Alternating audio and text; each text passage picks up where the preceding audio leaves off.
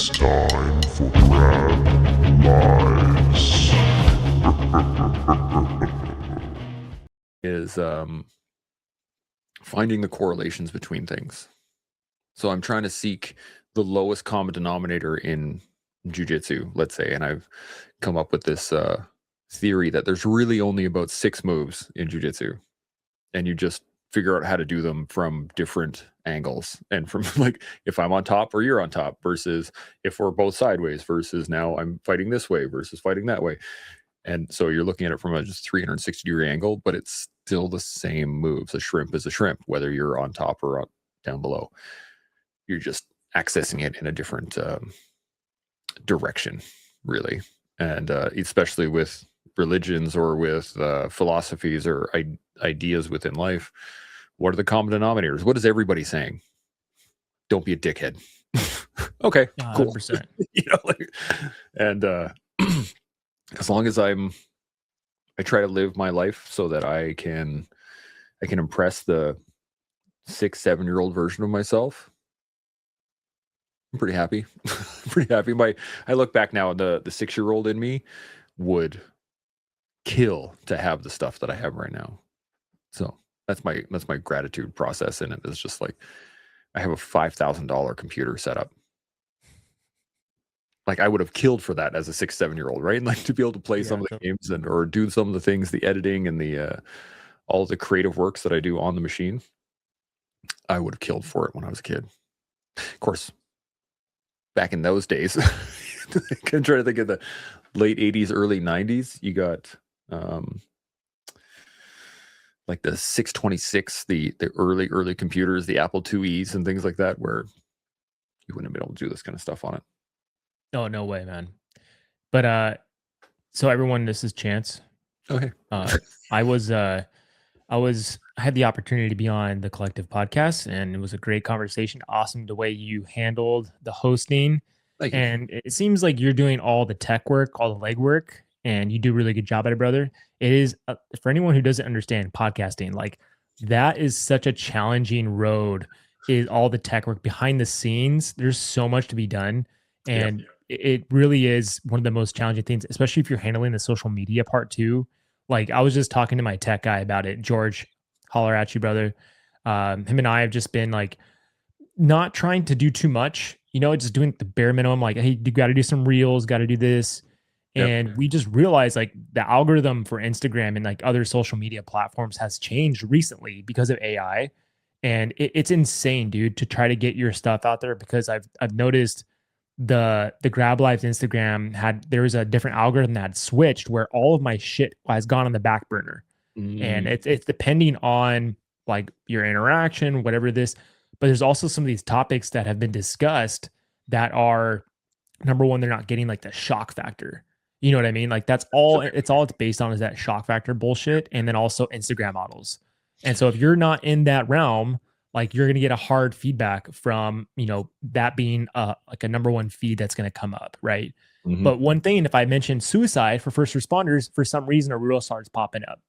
And now people start queuing, oh my gosh, these first responders are killing themselves. Like, and veterans, it's like, but then that goes on the back burner again. So it's like this algorithm starts moving and it's disgusting, really. It is kind of sad. I really dislike the shock factor concept. Some of my best reels, some of the best videos, clips that I've done from the show are the best, the most liked, the most shared, like the best producing clips that I put out always start with some sort of shock factor of just like, I was about to commit suicide, and you're like, and everyone goes, ooh, what? Yeah. Rather than the stuff of like, philosophically speaking, we're talking about those don't get any kind of traction, which is it goes to show what people are consuming online, really. I was talking with some of the boys about this a little while ago. Everyone was talking about their social media feed, and I was like, but that's what we create. What are we looking at? So if you're sitting there going like, oh, social media is toxic, guess what you're looking at? Those are the things you're searching. Those are the things you're spending your time watching. Whereas on mine, it's just like motivational speakers and leadership advocates and like all kinds of stuff of just like, man, keep going. You're doing great. And that's what my social media is full of, is like really uplifting, motivational, driving factor style information, because that's what I seek out. That's what I look for in my social media. So I think it's a little bit telling. Now the algorithm does drive me some stuff that I wouldn't normally search out. That's part of the joys of social media. But if most of your feed is like 90% negative, that's what you're watching. That's what you're looking at, and it's going to give you more and more and more and more until you're ready to pop. Yeah, it's so true. But like the AI thing really has shifted a lot. It's dude, I'm curious to see what it's going to be like 10 years from now. Like I really don't know how it's going to manifest. It's really interesting and also frightening for like all of us. Like I don't think my job's going to get eschewed by robots or AI. There's no way. Yeah. Maybe self-driving ambulances, but in the end, like they want to take away. It's all about cost, right, and money. So if they can use a robot to drive an ambulance, that takes away from the possibility of getting in an accident per se. And it's just I'm very curious to see how it manifests within the next 10 years. It'll be a fun ride. It will be. And I mean, podcasters especially are going to be the first to see this. And I've been noticing it recently, is I've been seeing more and more AI built feeds that are they're motivational or instructional, or hey, but usually it comes back to, hey, buy my program, or come sign up for my friggin' system and you'll be set in 6 days, or do this thing for 2 weeks and you'll be whatever. But the imagery that they're using is all AI driven. It's all AI built, but it's made to look real. It's made to look like a speaker presenting at a friggin' thing, but you can tell by the way the voice is working and the way that it's almost too fluid, moving from one idea to the next. There's no pausing to think. There's no natural breaks in how people talk, and none of those things. And one of the points Sean and I talked about when we first started the collective was that, like, the point of me making clips for the show is to push back against AI, is to make the conversations and the things that are being brought up so different from what AI is putting out, that we get to be that kind of leveraged, that balancing thing against the AI. Is like, these are real people having real conversations, and then the AI is like weirdly having the same conversation, but it's so unnatural that it gives you a counterpoint to look at, some context to go like, oh, okay, that's not right. But these guys, they're real. And I mean, I'm sure you guys are going to be in the same boat as you do as the AI progression takes over, is that there's going to be more and more AI built clips that look like you or sound like you or have a similar setup to your style, your system, that kind of thing. So yeah, I think the next 10 years is going to be weird. It's going to be crazy. And Yeah, I think a lot of times all we can do is just like nod your head and we'll see what happens, because we can do our best. That's the tagline of the collective, is do your best every moment, every day. yeah, 100%. I totally agree with you. The only thing AI and technology cannot rob you from is the human experience. Yeah. Like the human experience, you cannot titrate that and mimic that, because every single individual person they're so specifically unique, and you cannot mimic that. There's just no way.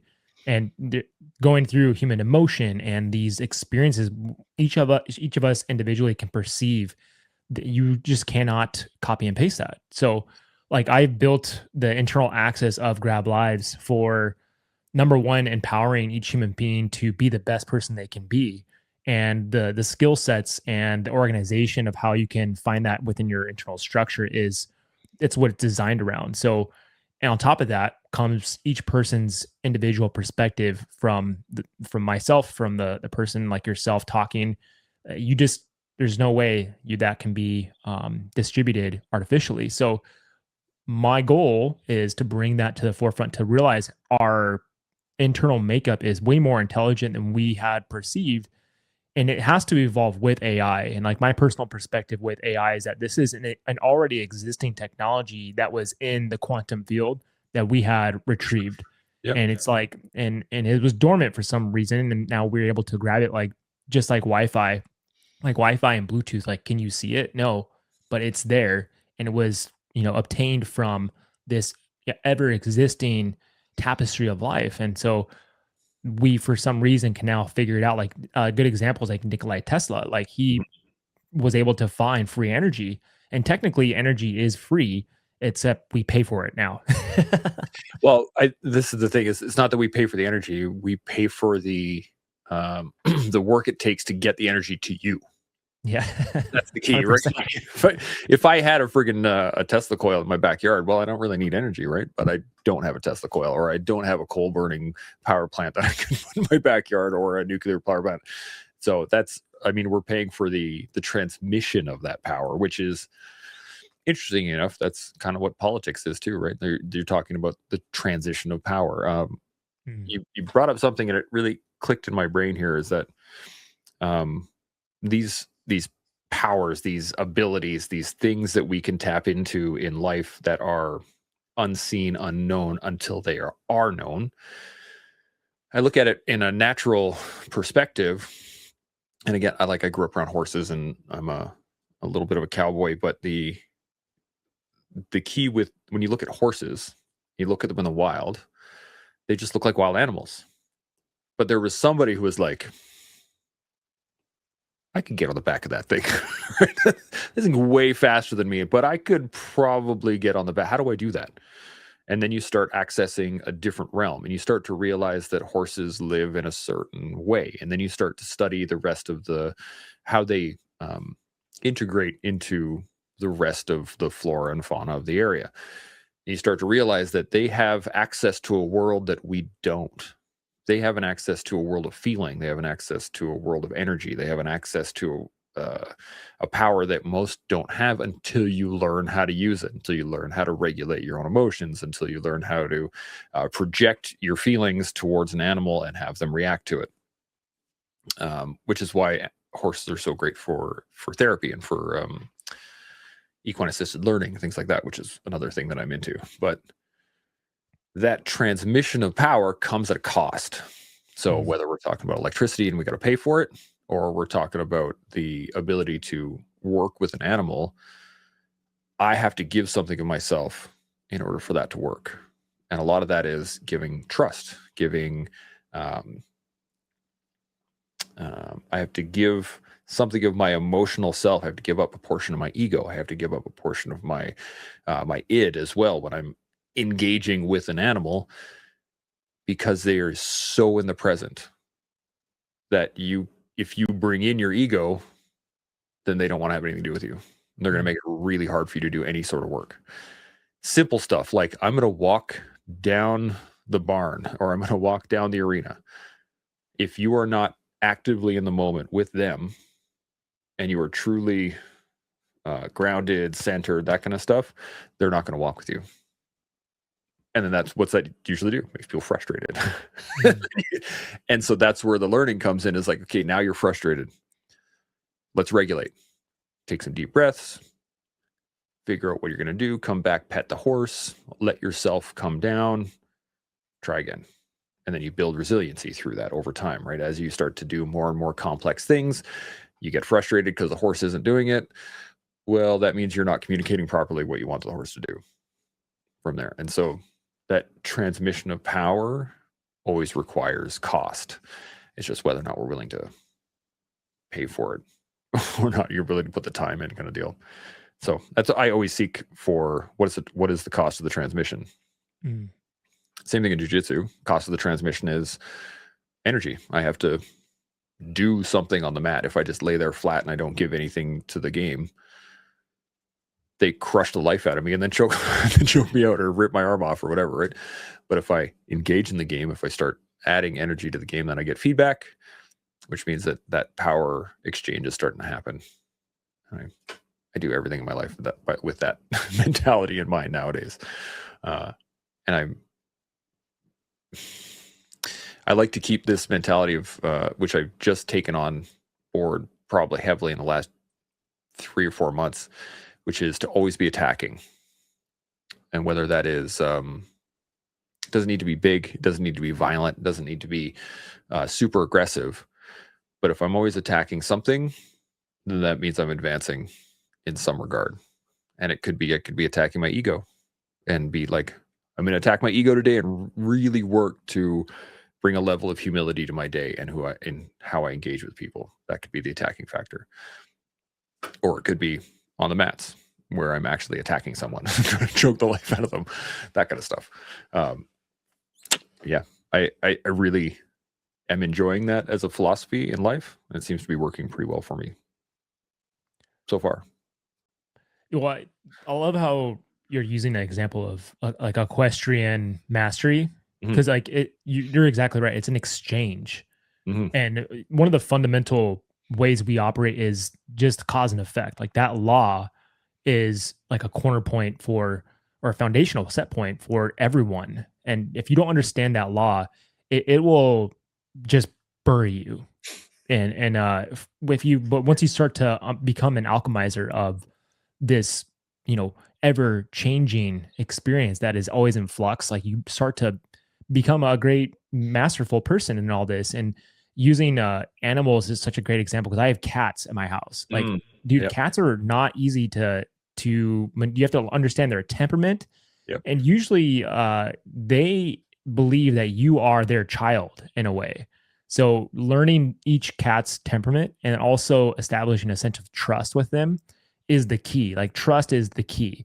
Yeah. And I've always said to people, like, trust is the key to the universe, because it really is a benefiting factor in learning animal communication. So along with that, like if you've ever seen David Blaine's newest documentary on National Geographic, it's called Do Not Attempt. Oh. He goes and travels all over the world and finds these masters in magic. But it's not even magic. It's just, they're just learning human behavior and then mastering that one single human behavior. And one of them is that this guy had tamed these cobras, and he can kiss a cobra on top of the head. He just goes up to it, establishes trust with this snake, and there's like this telepathic psychic experience where he's going up to it, kissing it on top of the head, and then walks away. Yeah. And so he teaches David Blaine how to do this, and David Blaine's like, oh shit, like I don't know if I'm gonna be able to do this. He's like freaking out, but he's learning, like his behavior is so important when he's establishing this connection with this snake. And it's one hair that is off is gonna be the end of his life. And so he starts to talk about how important it is when we start to establish trust first with ourselves. Yes. Then when we establish trust with ourselves, then we're able to now navigate within the world around us. And that external communication is all based off your internal communication. So unless you establish something with yourself, that's why most of the work is internal, because now we can co-create our world outside of us after that. And it's amazing to watch. And the simple example of just handling animals is one of the most important things, because as we, in our primal nature, going in and figuring out how to cultivate our land, how to harvest, and how to co-create our life, we had to work with animals, and we had to work with each other through connection. And that is one of the main benefactors that is being severed from us with AI, with technology. It's ridding us of that number one key component is human connection. So now coming back to human connection is all about, like I was just telling a group of guys this weekend, like we talk about brotherhood. Okay, what is brotherhood to you guys? Have you talked about each person's individual connection to their family? Like, do you know anything about them besides their abilities at work? Yeah. And so it opened up this really beautiful conversation. Like, you're right. I don't know his inner struggles, the person that's sitting next to me. I don't know his life story. I don't know his life experiences, he or she, whatever, right? But it's a very important piece to the puzzle that is been forgotten. And it's only been like, what, 10, 20 years since like this started to kind of creep up and become a disease. I think it's since the turn of the century, right? Around 2000, birth of the internet. That's where it all started to kind of fall apart. Because I remember, this is, I think, I'm one of the last generations probably am the last generation to remember what it was like analog. Like everything was analog. Before anything was digital, everything was analog. And I remember that world. And I remember being out in the country with, out on the ranch and doing stuff out there where, again, everything is analog. All the vehicles are standard transmissions, and that's what you learn on. And it wasn't until the 90s-ish when everything started to go automatic, but trucks were still manual, and then it slowly fitted out. But I want to go back and touch on that trust thing, because that is such a critical piece in everything we do, is learning how to trust ourselves, learning how to build trust within ourselves. Because I know I used to think that I could trust in my skill sets, right? Like I joined the Army, did all that stuff, went overseas, came back, and I was like, yeah, absolutely. Things go down. I'm ready to go. I've been tested in combat. Check. I'm done. The sad part is I'm not, because combat, I got lucky enough to survive some of the firefights that I was in, which were, I think I was maybe 4 firefights in 8-month tour. It wasn't a lot in my perspective, but 4 firefights is probably more than 99% of the population of the world, right? But not only just trusting the skill sets, but having enough trust in myself to manage a situation without a skill set was the next step, right? I have the skills. I was a machine gunner. I was a combat engineer. So I was explosives. I could do all these things. I had all these skill sets. But what happens if I get put in a position that I can't use any of those skill sets? Then what? How do I trust myself? Well, you have to do that. You have to put yourself in those situations where you don't know what to do, and you don't have a skill set to rely on, and you have nothing to back it up with. And then you go, start from the ground up. Okay, what is the problem? The problem is I feel like I'm alone. Okay, am I actually alone right now? Is there anybody I can call on? Is there anything I can do? Is there any and you just start working the problem until you solve said problem. That action gives you trust in yourself to handle a situation that you weren't pre-prepared for, preset for, pre-ready for. As an example, one of the first firefights I got into overseas, we were ready for it. That was the whole point. We walked into Taliban-held territory in the middle of the night. We walked in there all stealthily. Sun came up and we were waiting there, guns up, let's go, time to get some. We were ready for it. But if that were to happen downtown with my kids and my wife, and I don't have any firearms on me, I can't defend myself in any meaningful way in that regards, then what do I do? How do I manage that situation? Do I have enough trust in myself to manage that situation, or do I let it slip? Do I let it fall? And you could apply that to depression. You can apply it to post-traumatic stress. You can apply it to occupational stress injuries, all kinds of situations. Because usually, I'd say over 90% of the veterans and first responders that I've ever talked to, which is a lot at this point, every single one of them says that it's when it's quiet is when it's the worst. When everything stops and it's just you. Because how do you trust yourself? You don't have any skills to deal with this situation. Now I'm alone, and I'm sad, and I'm freaking out, and my anxiety is starting to creep up, and all the stuff starting to happen, but I have no tools to fall back on. Right? You can't fall back to hose management. You can't fall back on how to run the engine. You can't fall back on trying to manage the fire. None of those things apply to sitting alone in the dark by yourself with a beer in the hand, or with those are the challenging parts. So I try to get everybody I can, learn how to trust yourself and put yourself in situations that you only have yourself to rely on in a safe degree. So similar to what you were talking about earlier with psychedelics, that's a situation where it's on you. You don't know what you're going to get yourself into, but when you do get into it, you're going to have to solve it, and you're going to have to figure it out. And so you either follow the guide, or you let the medicine do its work and let it show you all the things that you need to change. Then you got to trust yourself to change it afterwards, right? In that integration set. So I just wanted to hammer that point home, because a lot of the people that I know, especially first responders, they trust their skills. They don't trust themselves. Right. What a paradox. right? What a unique way to flow through life. I was just talking to a friend of mine around control and the fine line with control Mm, because the story goes like we were cooking in our house and he came over to grab something and then my wife was cooking at the Instapot and it wasn't working and he's like, oh, I saw like there was something stuck at the back. I didn't want to say anything. I don't want to like ruin your cooking experience and cause more stress. But I was like, well, why didn't you want to just tell us that was the case and then we wouldn't have had this whole issue? He's like, well, it came back to his own patterns of belief around not wanting to intervene because it came back to his childhood memory with his mom. hmm And so we just started talking and so I was like asking him like what's the fine line between control and release of control with that situation?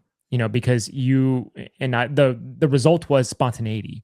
Like hmm your spontaneity of action is really not a sense of control, it's actually acting off impulse with this innermost trust of intuition, like this absolute inner knowing within yourself. That's trust, hmm and acting upon it within an instant, that's trust.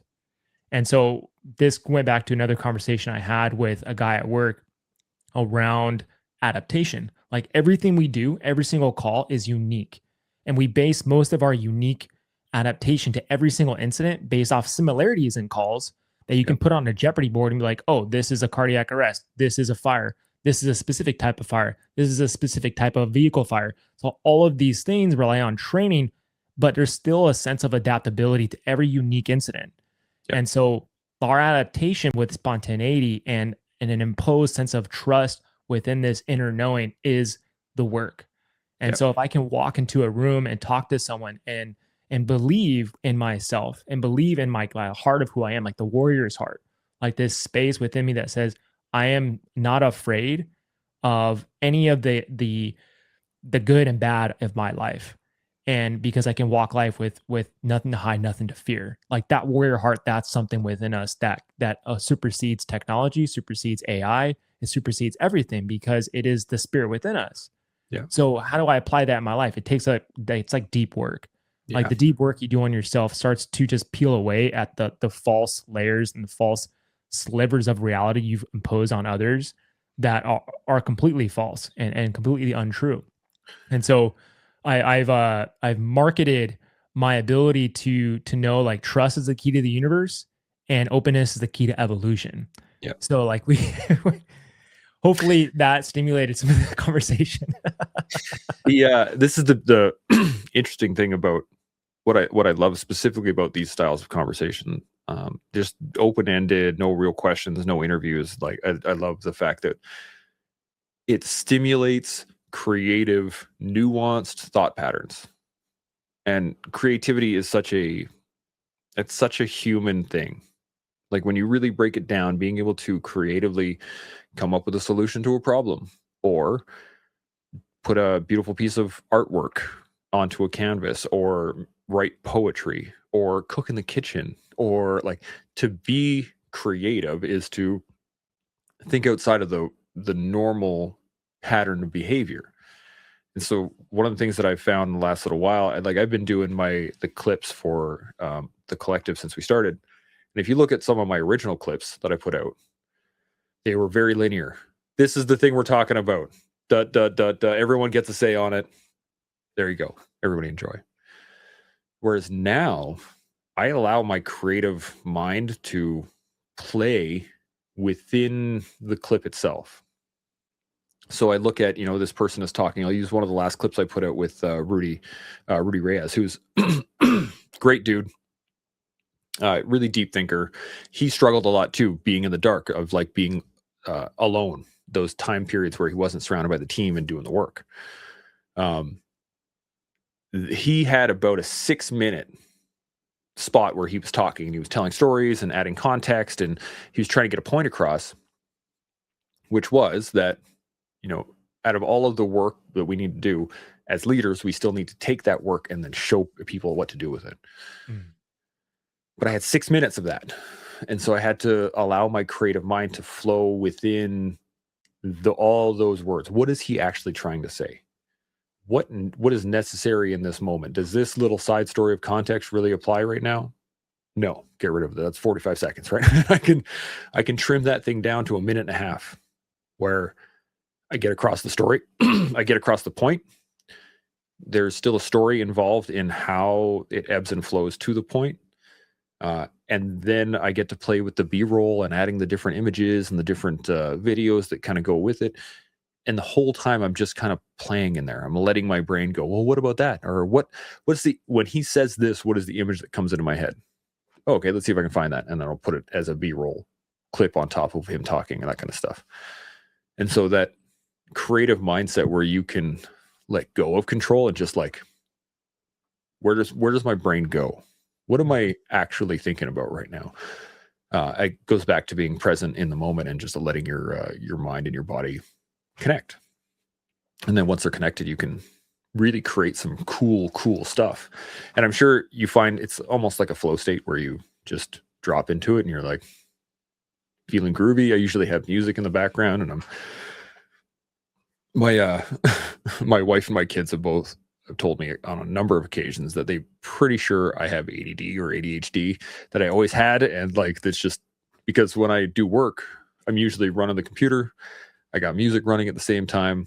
I have my phone up in case anybody, and I'm like scheduling for the show, and I'm messaging people, and I'm doing all three things kind of all at the same time.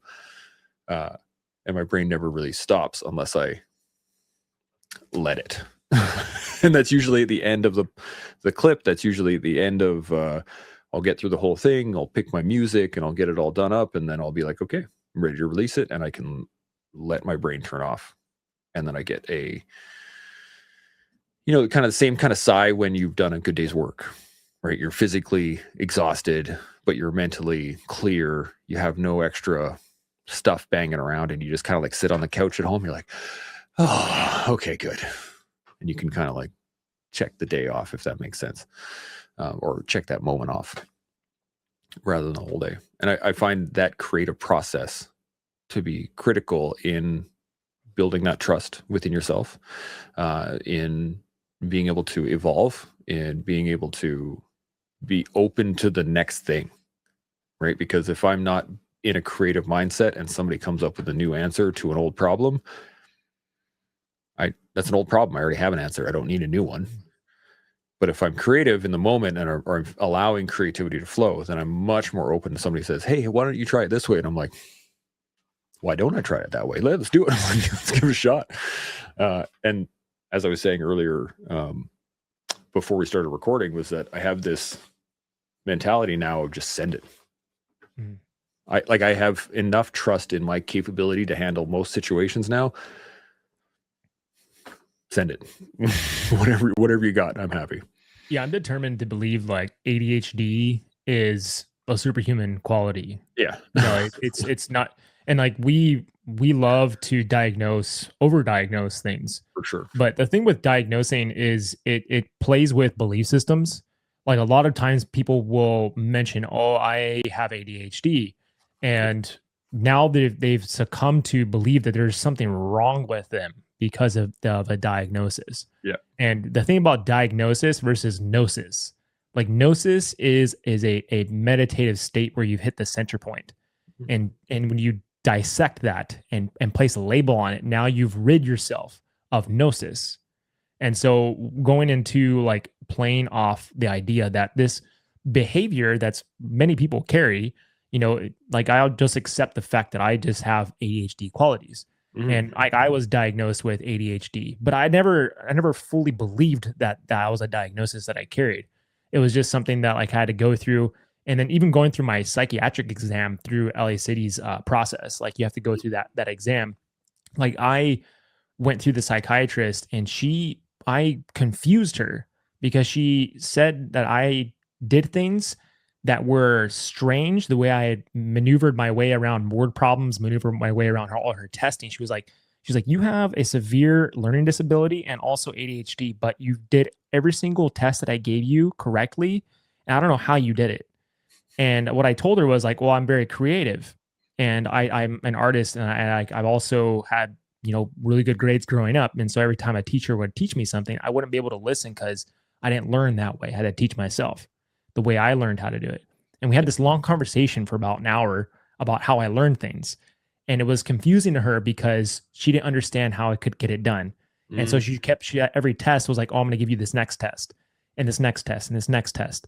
But in the end, she's like, I told you had a learning disability, but I don't believe that's true. So I don't know what's going on here. I'm just going to pass you. So it's like this interesting conversation around the same thing of diagnosis, right? Like I never truly believed I have this thing, which other people would try to put me in a box with. And that's most of our issues is when we put things in a box and then now we feel encaged. And that can go back to even like our name, our identity, our race, our gender, all this stuff is based off this affliction of chains we've placed upon ourselves, and we're unable to create with this spontaneity beyond the engagement. And so look at the world now. A lot of things are based off like your identity now and how you identify with this, identify with that, it's like those are limitations self-imposed. And who's pulling the levers on controlling all that to create to stifle your creativity and your ability to be a superhuman. Like it's beyond. I mean, I'm always determined to believe like there's a something going on to catastrophically interrupt the human ability all the time. Yeah. And I think, I mean, I tell my boys this all the time is that if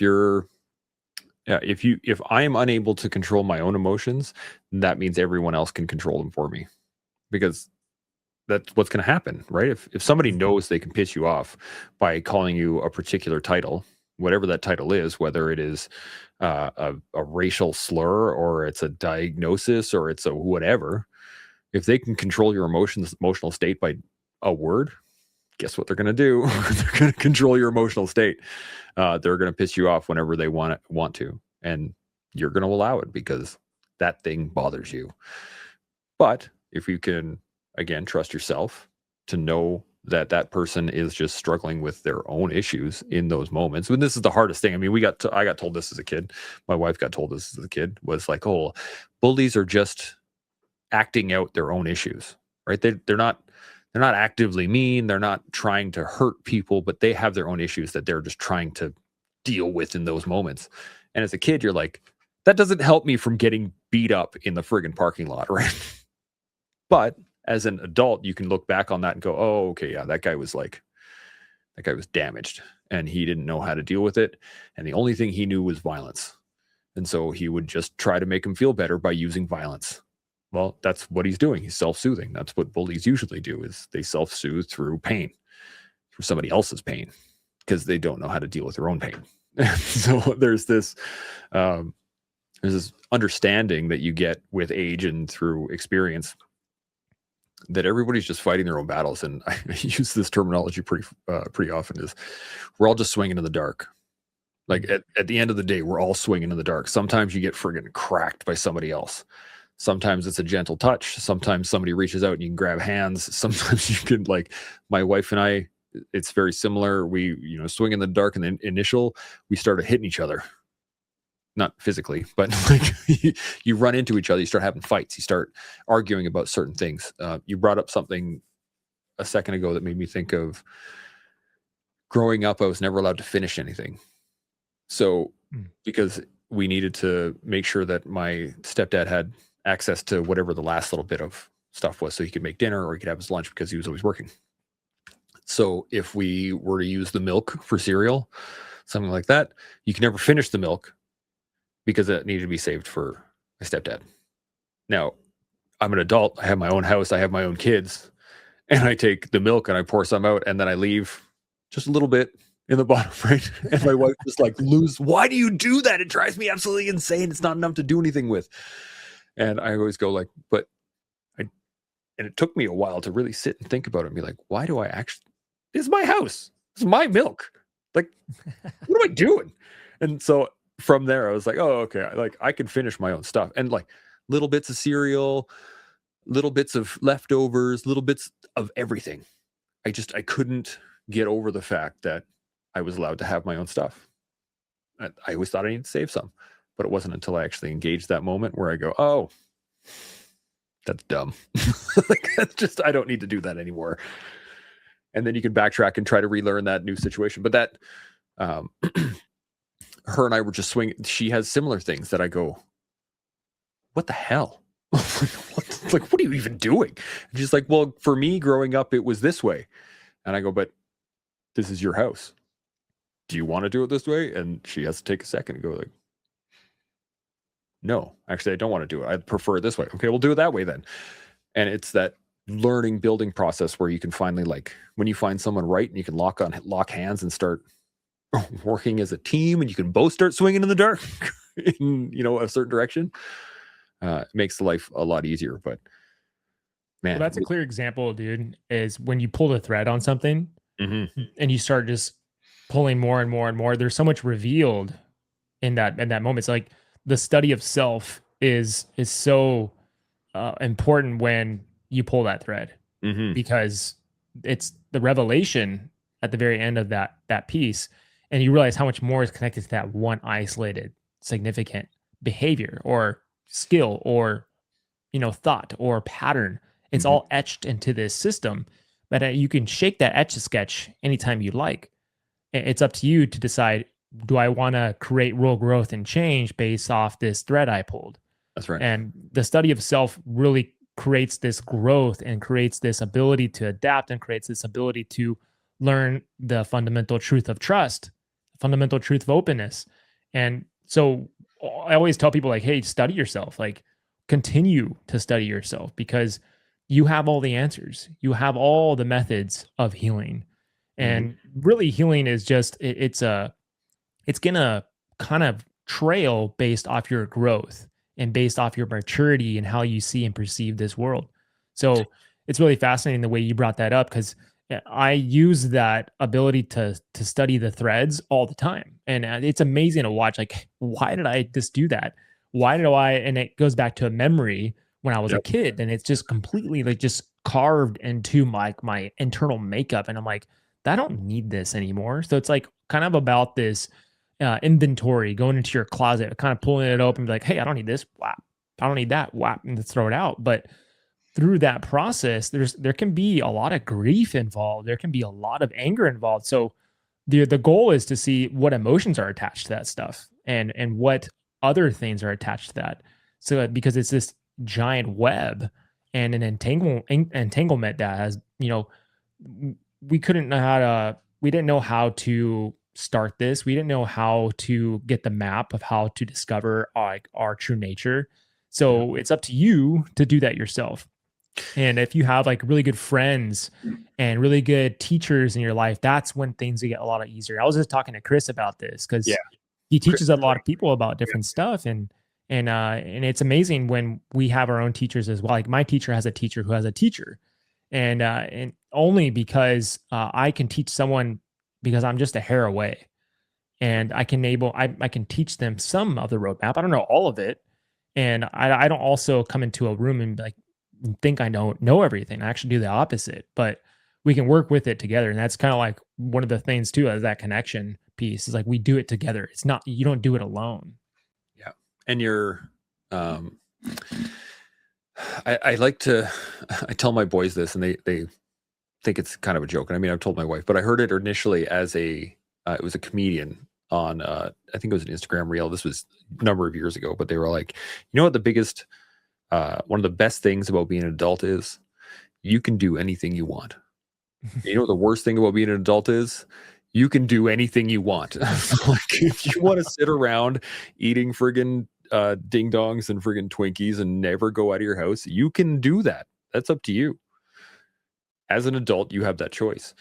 And then it's start like, what choices do I want to make? Well, I want to have a good relationship with my wife. How do I do that? Well, I got to be open. I got to be honest. I got to engage with her with something as simple as that. Hey, I want to have a really good relationship with you. How do I do that? What are some of the things that you need to see from me to make you feel like you have a good relationship with me? And then I'll get things like, I need you to be open. I need you to be communicative. I need you to be able to not give me solutions when I give you problems. I need you to like, and you get a bit of a list and you go, oh, okay, cool. I'll work on that. And you start to develop that. And you got to be open and honest as well and say, hey, I'm looking for in a relationship. I need you to be able to trust me when I say this has to happen. That has to happen. There's no question about it.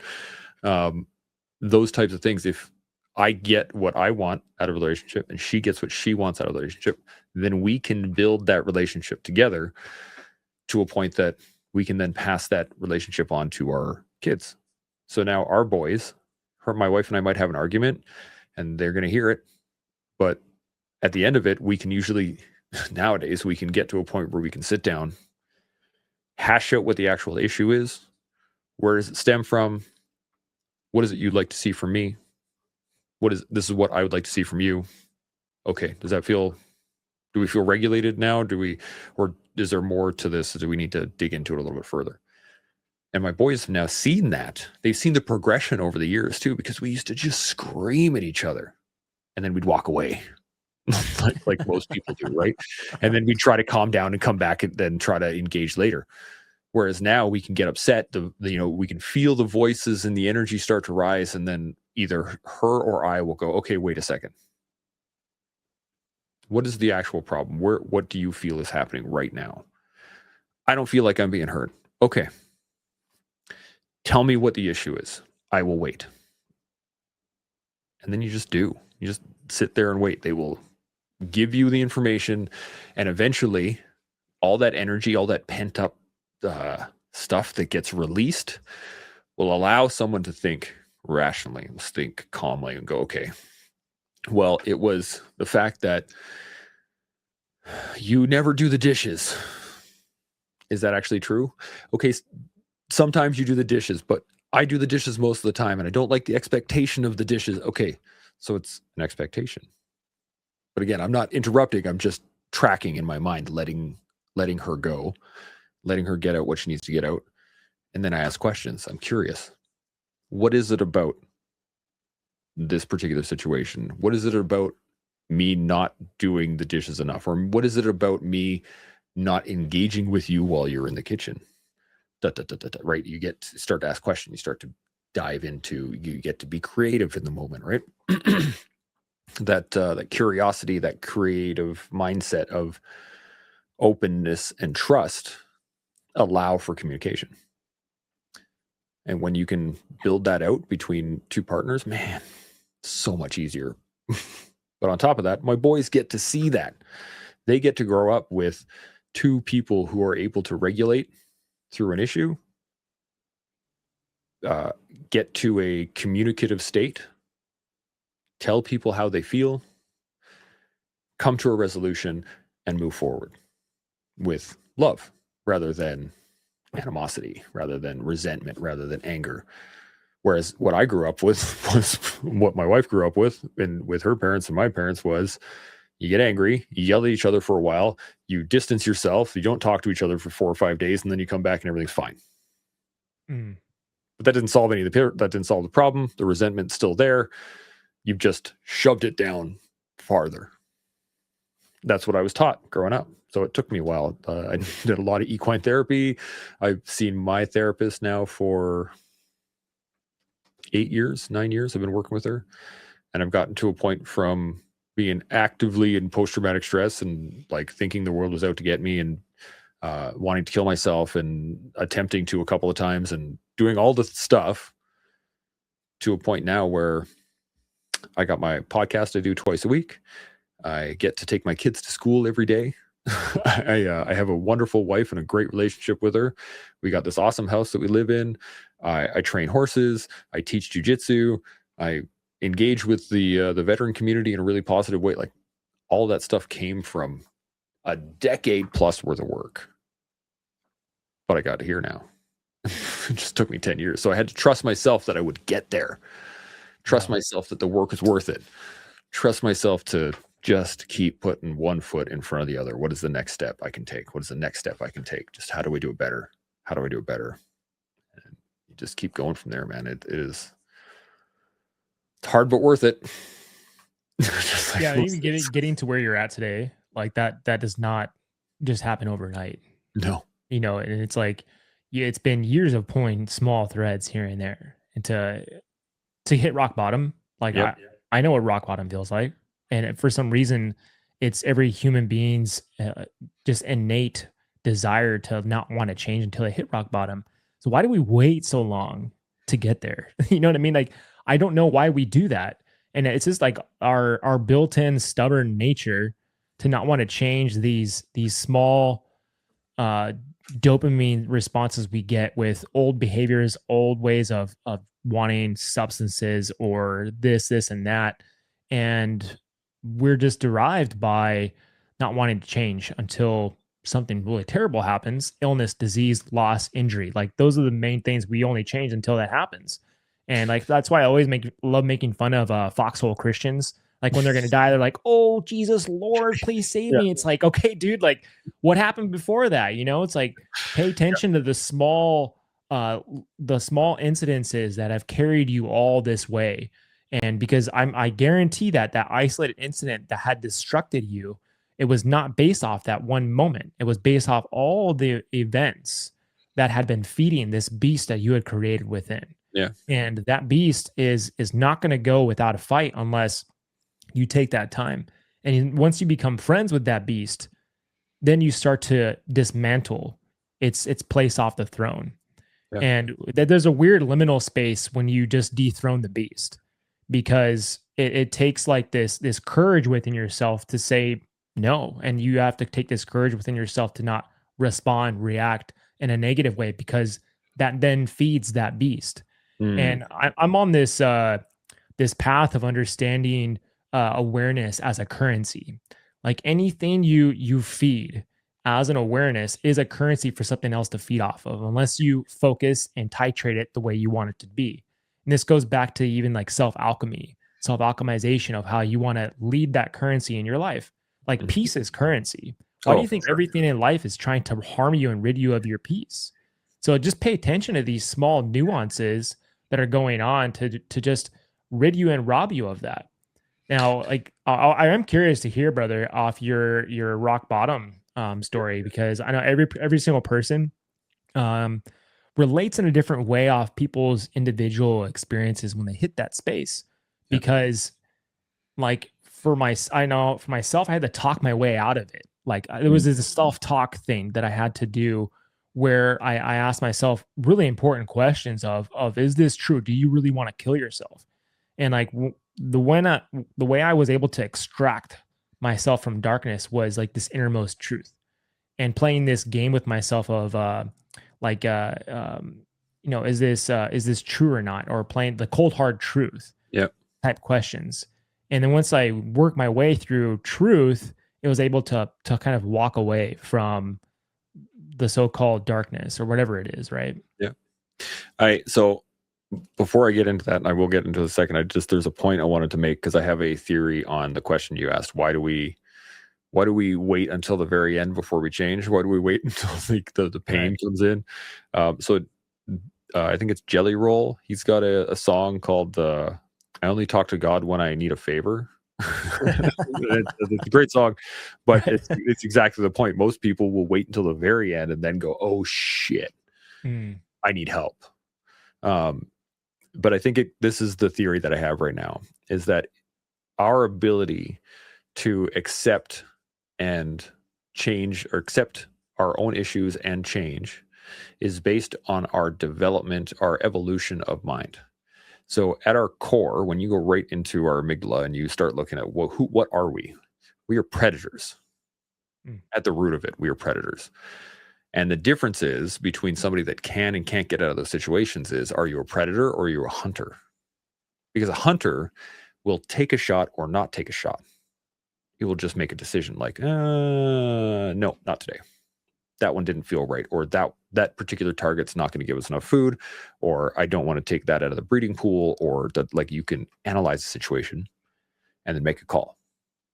But a predator sees prey and hunts, and like, I'm going to get you. I'm going to predate on you. I'm going to eat that thing. So as a predator, if I see a nice soft couch and a place to rest and ample food, I'm going to conserve energy. So chill, relax. I'm not going to do anything. But in our world, that's all the time. right? We don't actively have to hunt anymore. We don't have to predate on anything. We just have all the stuff. So our brain goes, okay, efficiency, efficiency, efficiency. Slow down, back off. Don't change. Don't move. Just eat, relax. Whereas hunters, anybody that is a hunter knows, like, you got to be out in the fields. You got to be walking up the hills. You got to be doing all the things. You got to be doing all the recce's. You got to be able to know you got to connect with the environment around you. And then the next stage of that is where people become coaches, I think. And this is where you become a farmer, right? You know the land well enough that you can plant seeds. Then those things grow over time. I don't need to hunt as often, right? I can add stuff to my information. That's where you see a lot of coaches, a lot of people, especially in our space, who are like, I've done the predation thing. I've done the hunter thing.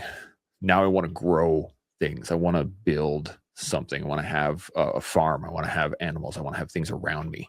And I think that's the evolution of our own ability to change and adapt on the fly comes through our evolutionary cycle of going from a predator to a hunter to a hunter-gatherer to a farmer.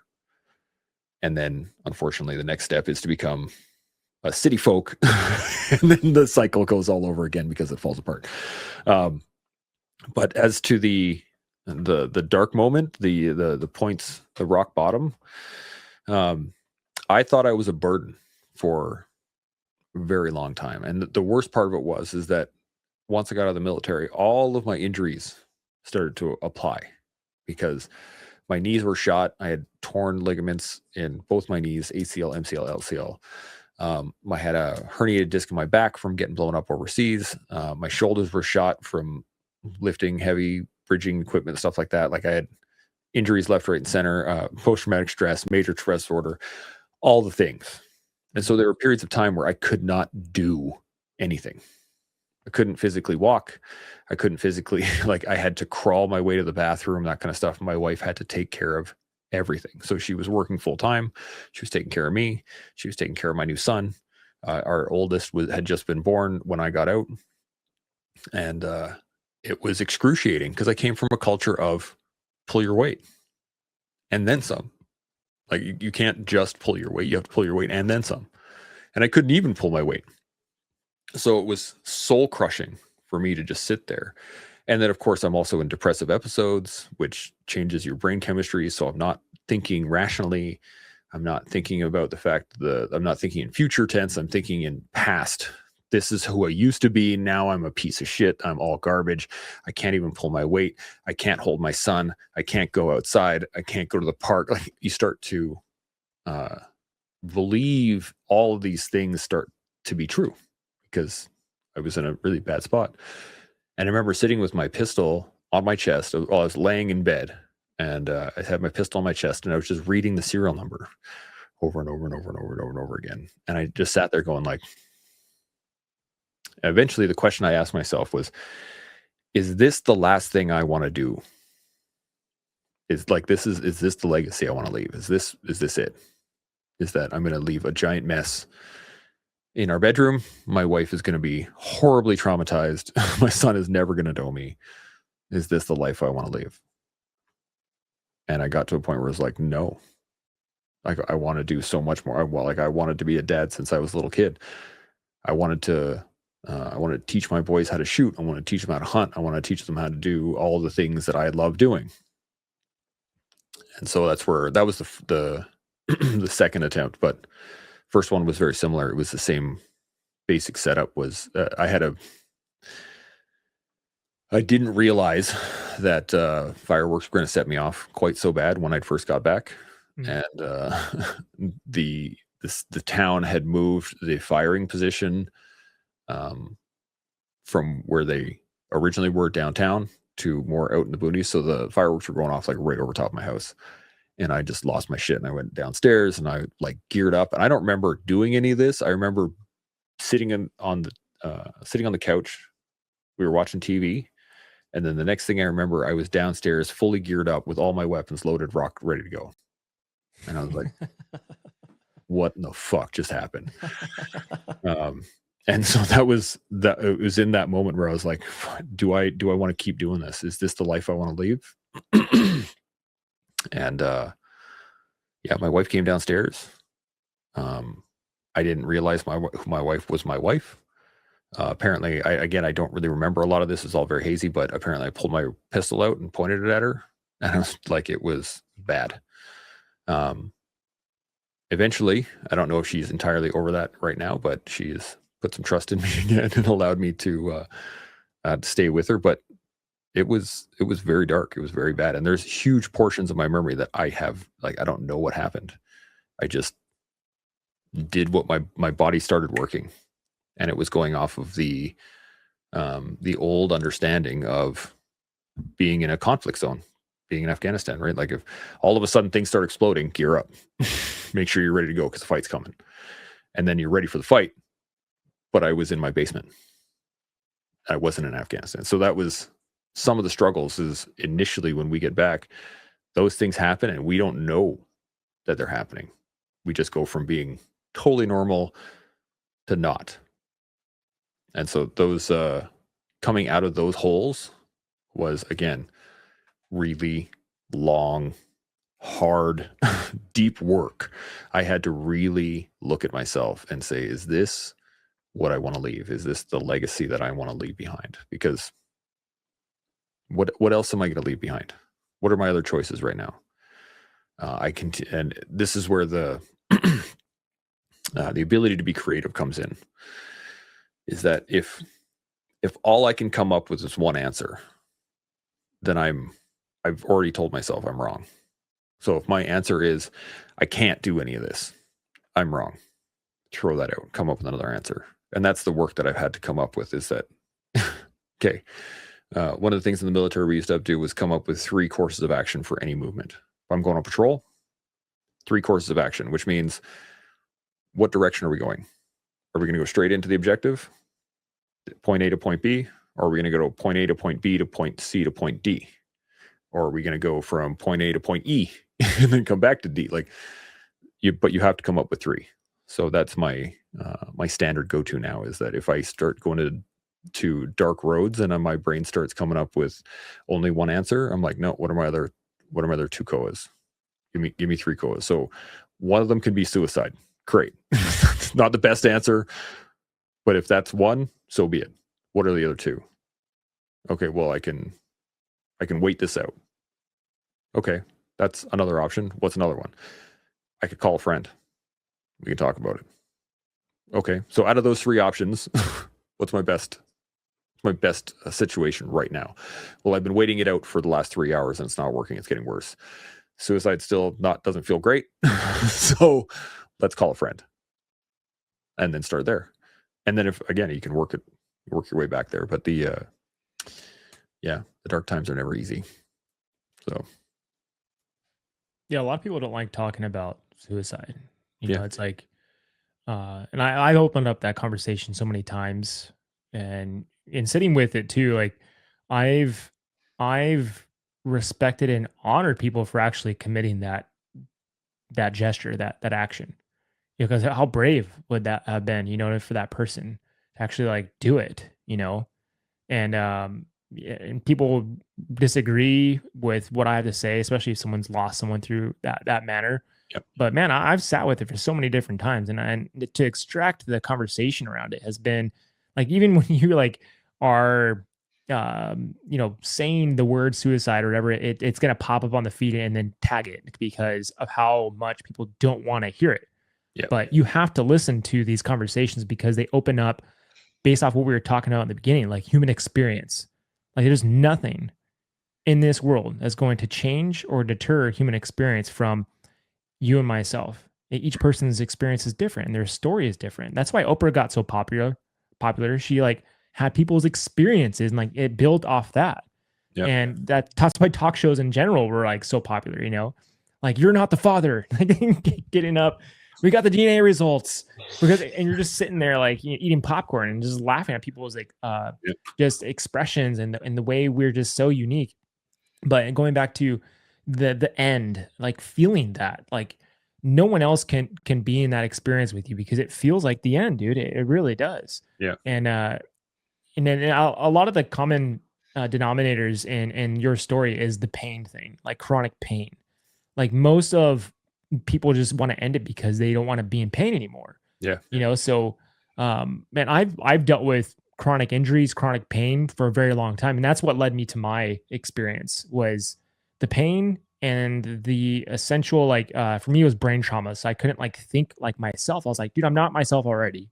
Mm-hmm. So that's what really got me, and the brain fog and all these different neurological experiences I was having was setting me off. It was just like putting on everything on overdrive, and it felt like I was going insane. Yeah. But I think the other thing is the mind with the pain kind of like collaborating together, because the mind's just creating these stories, these illusions, and none of it's true. And so, like, if you don't have a strong center point within yourself to know, like, the mind's just going to do what it's going to do, that's the lesson, is essentially, right? I So, think also this, and this is yeah, correct. Just hit me back on this or push back on this if you don't think it's accurate. But I think looking back on those situations in my own life and hearing from, I couldn't even tell you how many people I've talked to about suicide now, but that I don't think anything isn't true. It's just skewed, right? The sure. things that we bring up in our own head is like, well, I'm a burden. Well, yeah, it is. It's hard work for those other people to do the things that you would normally take on in those moments. Excellent. Okay, we've established. Yeah, great. In this moment, you're a bit of a burden, but this is the point that we don't grasp in those moments: is what is worse, me being gone, right, or and that person having to do it alone forever, or me being a burden for a week.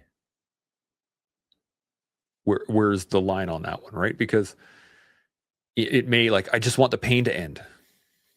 Do you though? Is it the pain that you want to end, or is it life in general? It's usually just the pain, but life becomes the easy answer, like the switch off, right? Like I can just shut the power down, then I don't have to feel the pain anymore. But the pain is usually the answer. I have a tattooed on my wrist that says the obstacle is the way. It is. So when you're in pain, seek the pain. How do I fix that pain?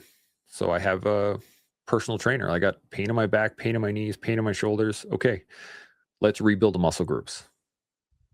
Let's get to a point that I can do things without pain. But that's the building part. That's the work part. That's the added effort part where you have to go, okay, am I willing to put in the time? Jiu-jitsu is a great example of this because on average, it takes about 10 years to get a black belt. A black belt is really just the beginning of jiu-jitsu. Like that is where you get to a point where you go, okay, I understand the basics. Now show me the rest of jiu-jitsu. My school is a part of an affiliation with a master, grandmaster, the Silvio and Flavio Bering. Silvio's been doing jiu-jitsu for 70 years. Like the amount of experience that we get and he's only ever come up to Canada once. It was last year. It was awesome to go through watching some of the moves he was doing. Silvio, his son, comes up every year. We see him twice a year. Actually, I'm going to see him in a couple of weeks. Again, he's been doing it for 55, 60 years, something like that. The depth of knowledge that person has is what we seek. We want the guru. We want the master. We want to, like, oh yeah, just tell me the secret. Give me all the information. Well, the secret is 65 years of jiu-jitsu. It's not like do this one move and you're going to be okay. But we see it on social media all the time now, which is do these 3 things and you'll be perfect. Do this one thing and you'll be able to fix but it's not. It's 65 years of jiu-jitsu. That's the solve. That's the secret. If you don't want to be in pain, go see the doctor. Go see a physical therapist. Go see a kinesiologist. Go get an MRI done. Find out what the problem is. Fix it. But that's going to take 2, 3, 4 years. It might cost you some money. Might cost you some effort. Might cost you some time. But you'll solve the problem eventually. Versus solving the problem instantly. And it's that instant solve that we got to get away from. And we got to really. I think when I was a kid, I remember people thinking about problems. How am I going to figure this out? What am I going to do about this? That thought process was normal. I don't see that nowadays. I see people go like, I have this problem. Just like they hope the world will give them a solution. They search social media, they look at Amazon, they look at the things that are instant. How do I solve that? I'm depressed. Buy a new mouse. Buy a cat. Engage, pay for this thing. Here's a new pill. Whatever, right? Buy this pillow. All those quick fixes are not actually solves. It's not the 65 years of jiu-jitsu. It's the, I need the secret right now. So if we can, I think as individuals, start to push ourselves a little bit more through what we were talking about earlier, building trust by putting ourselves in a situation we don't have skills for, then we can start to build ourselves through those dark periods. And then those dark periods don't last as long. I know now when I go through a depressive episode, the earlier I can accept that I'm in a depressive episode, the quicker I can get out of it. But it's when I fight it, when I'm like, oh, I'm just really tired, or yeah, I just had a bad day today, or whatever it is, instead of doing the math. Yep. Okay, it's been about 4 days. I have zero energy. I'm sleeping, but I'm not sleeping. My kids are annoying, but are they annoying? No, it's me that's getting triggered really easily. Okay, I'm probably in a depressed episode. Okay, and then I just like bring the walls back in. Okay, go back to center. I call it base, but from jiu-jitsu, but like find your base again. What are the small things that you could do to make your life better? Okay, well, I'm gonna look around and be grateful for things. Man, I have a great house. Man, I have a great wife. My kids are awesome. I love hanging out with them. You know what? I'm going to play video games with them later today. You know, just bring everything in tight. Take care of your core. And then you can, once that feels good, then you can move a stage out. Now you take care of the people around you. That feels good. Now you take care of that next circle. And you build it out from there. So for me, at least, when I hit those depressive episodes, it's all just like, okay, yep, I'm here. Bring it back in. Let the rest of the world do the rest of the world. And I just focused on my own crew, my own family, my inner circle. Go from there. Yeah, I mean, there's no like one answer. Oh, for sure. There's so many benefiting factors. Yeah. Yeah, but it's the way you can just go through, and you had multiple answers to the question. You know what I mean? And also like the things you had constructed for yourself has been over a grand period of time. Oh yeah. With those small moments of stressors that you had to accumulate and adjust with, and then graduate from, and then build on that. And then it's a struggle at first, only if you believe it's a struggle, you know. And coming through, let's say, a depressive episode, like depression is, it's a strange one, because I was gifted the opposite of the depression, was more anxiety and paranoia. Yeah. And so like because my wife had dealt with depression, and I didn't really understood it, like the willpower thing. Like I just had, for me, it was like all the lights turned on when I had a concussion, and it was managing all those lights that was confusing for me, and the paranoia kind of attached to it, that can make you feel like you're going somewhat insane. And that is what could be like you're starting a fire, and that fire can turn into a wildfire. So playing with the element of fire is kind of like what you're dealing with. And I think depression, you're playing with the expose of darkness, and seeing like what's in the darkness, and within the darkness usually is frightening for some. But once you're in it, dude, and you start to navigate it, you're like, okay, I know this space. I know how to navigate and get out of it with, but it really takes a skill set with that darkness, you know, and many of my mentors have been the darkness. And so they taught me how to get through it. They taught me how to manage that map. And once I was learning about it, I actually learned that it became a gift to me to learn how to navigate that darkness. And so a lot of people talk about this like love and light mentality, but like that's a real that's a distraction, because learning to really be in darkness is where a true master is cultivated and ignites from that Yeah. space. And it's why most therapists, I think they're full of shit sometimes, because like, man, you can't relate to me, like what's going on here. Yeah. But like someone like Carl Jung, who talks about like the shadow and the darkness and how consciousness had derived his skill sets had been derived and born within darkness, was really it was so attractive, to try to learn from someone who has come from this space. Yeah. And even working with even a good friend of mine who became a friend. He was a mentor. He was like this shaman who had like taught me about there's different worlds he accesses. He accesses the underworld, the middle world, and the upper world. So through that process, he had learned how to go up and down the elevator shaft essentially, and how he can like the skill sets he had to obtain to work within those realms. And a lot of it is like this centeredness. Like if you don't have that center, then the turbulence will come and you're going to get rocked. Mhm. And so like that's one of the main components, is working with something like that. And with like the trust factor, like that trust builds over time when you have the center. Yes. When you don't have the center, it's really hard to trust. Yep. So it's like, but think about turbulence. Like if you're hitting turbulence, like if you're watching everyone in a turbulent airplane and you see, people going crazy, like that's true. But if the person who's just like sitting there, like super calm, like you can be that as well. Yeah. And so the point is to find your clarity, your centeredness in those moments of turbulence.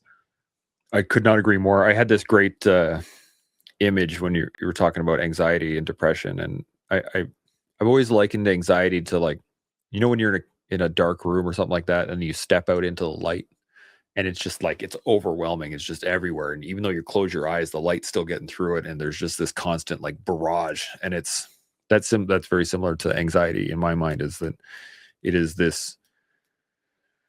It's like getting hit upside the head with something that you didn't see coming, and all of a sudden it stings everywhere, and it's this massive onslaught of information. And depression was always like a downpour, like just an absolute downpour.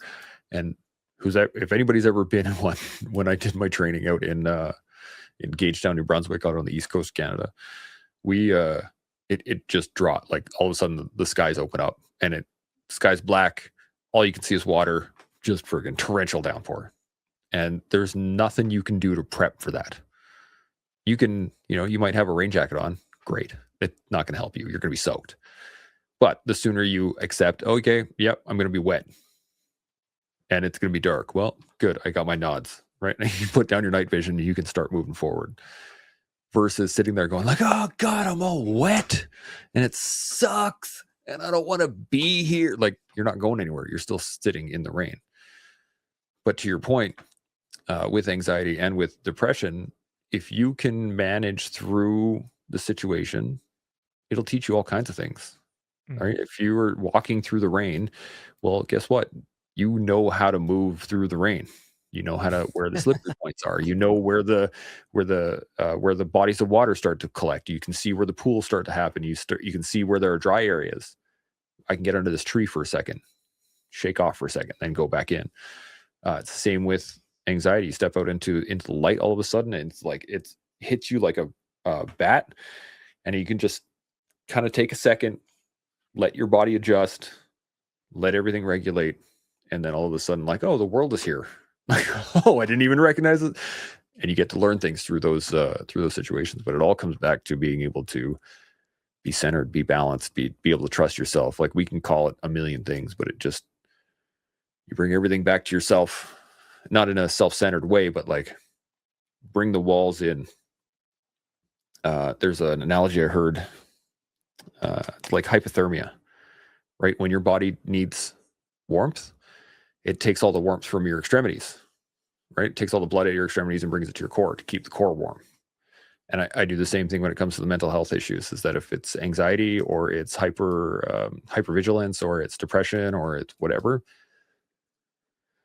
pull from the extremities. Do I need to go teach my jiu-jitsu class right now, or am I okay to skip it? Well, I'm in a massive depressive episode. Okay, I could probably skip it. Right? I can just call everybody and be like, hey, class is canceled. We'll see y'all tomorrow. Done. That's an extremity. That's a thing that's pulling on me. That's extra weight that I don't need right now. Cool. Get rid of it. Do I need to take the kids to school today? Could I call them in sick? Could we sit around and play video games all day? Yeah, we could. Okay, cool.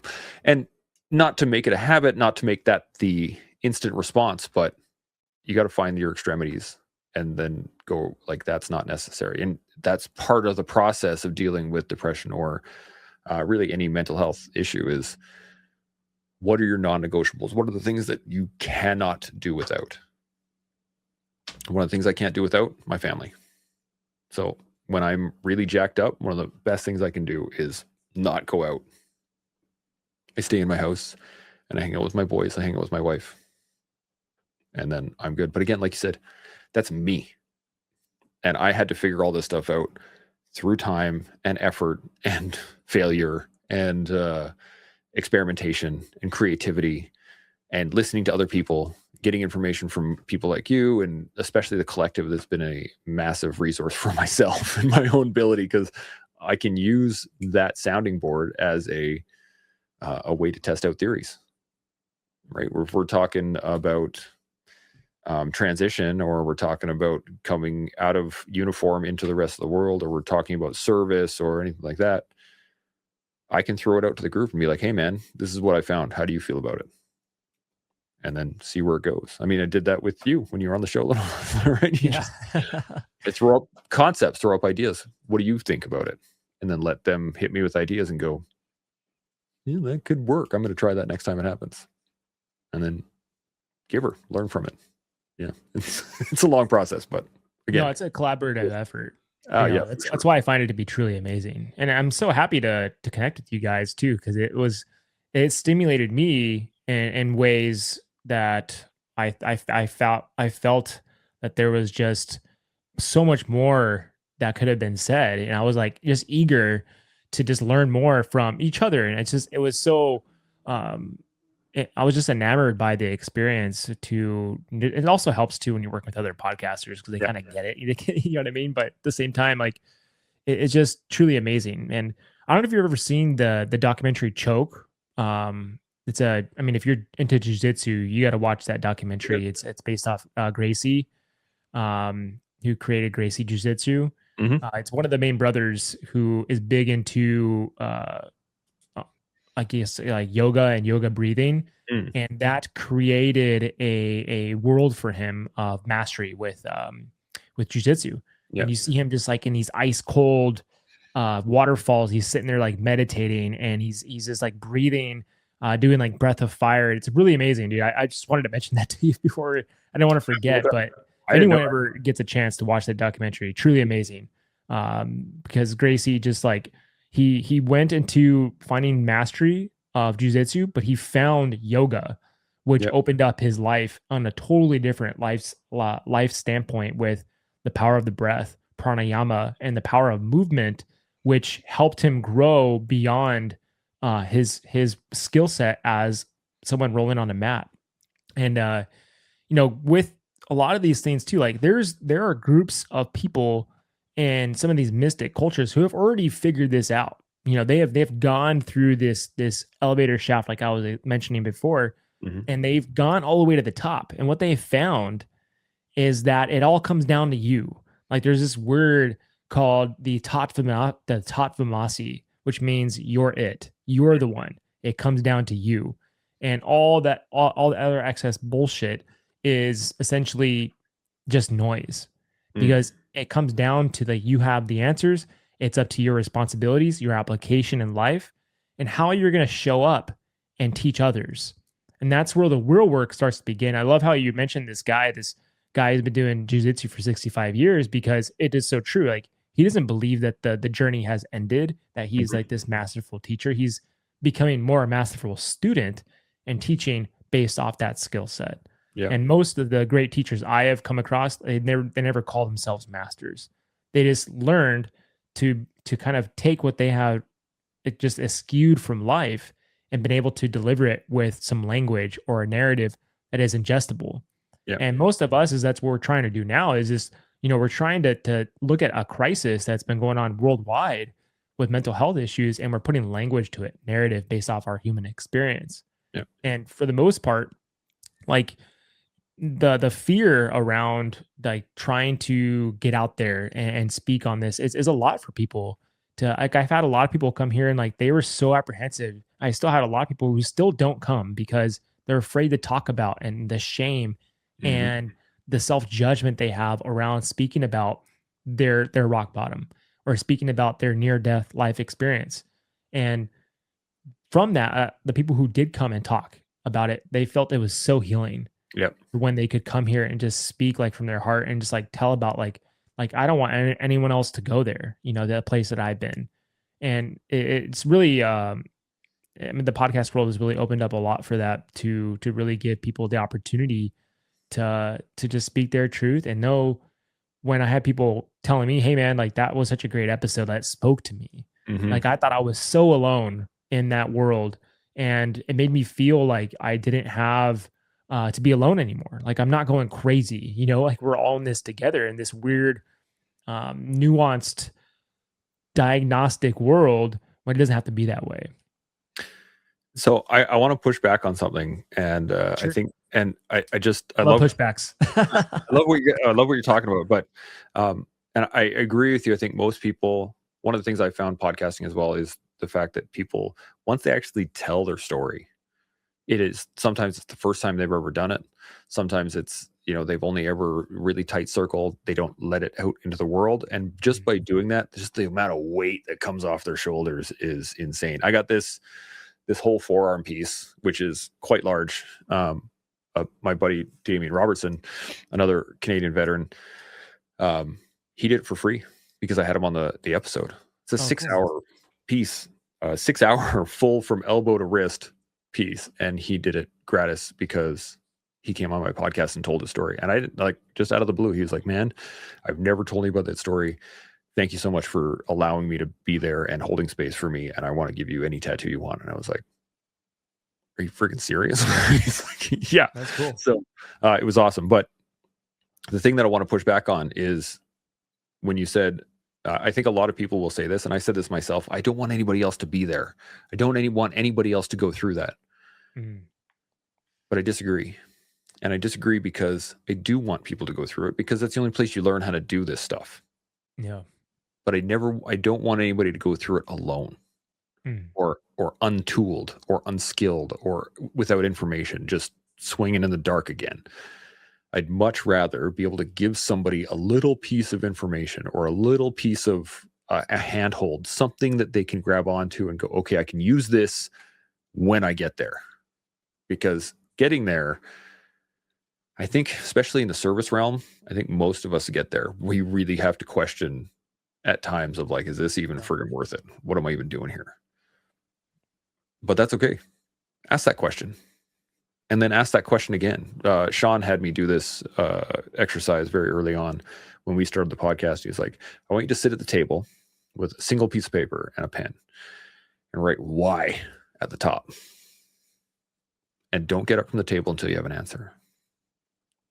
And that, man, I had never done anything like that. I spent, I think, 2.5 hours sitting at that table just staring at that question. Why? Why? Why? And I came up with the answer was, I am naturally a facilitator. I love, what makes me feel good is passing information between areas.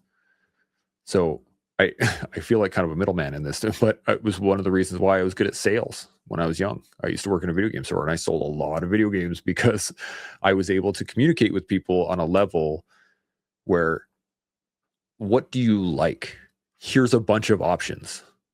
This, and this. They're all kind of in the realm of that you're looking at. You like playing role-playing games? Okay, cool. Well, there's this. They all have different styles. This is this way. This is this way. And then let people choose. So I'm facilitating information to allow them to get what they want. I do the same thing on the mat. When I'm doing jiu-jitsu, I'm facilitating information. When I'm teaching, I'm learning, absorbing from my teachers. I'm then passing it on to my students. When I was in Afghanistan, I was a combat engineer. The whole concept of a combat engineer is facilitate people. You need to get through this road, I will clear it. Now you can use the road. You need this wall out of the way, I will blow it up. Now you can get through the wall. And throughout my whole life, I continually hit this cycle. I really like, I feel good when I am passing information or allowing people to travel through certain areas, when I'm providing that bridge. But I didn't know it until I sat down with that piece of paper. And then I started to really process it. And like I said, about 2.5 hours. I've heard of people taking 4 or 5 hours, days to actually get that question out, where they've really sat and thought about it for that long. But I recommend it to everybody. Figure out why. Once you figure out why you're doing what you're doing, figure out why you're on this planet to do whatever it is you're doing, then all of the extra stuff, all of the what seems random starts to fall in place. That's why I needed to do that. Oh, okay. That's why I needed to go through that period.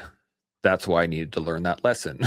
and you can build upon it from there. But I think just to go back to the original point that I want to touch on was like, I don't want anybody else to go through that dark time alone with no information.